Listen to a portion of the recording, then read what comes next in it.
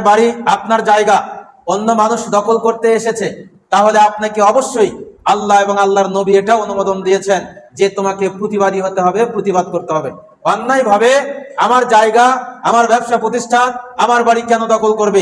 এই দখলদারিত্ব উচ্ছেদ করতে গিয়ে যদি ব্যক্তি যদি নিহত হয়, আল্লাহর নবী বলেছে ওকে শহীদের মর্যাদা দান করা হলো। সুবহানাল্লাহ।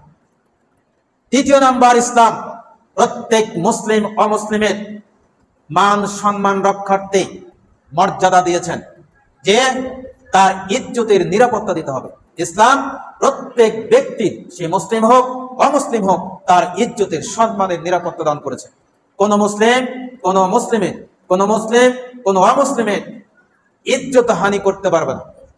ইসলাম কঠোর হস্তে নিষেধ করেছেন, যে আলোচনার আগেও করেছি।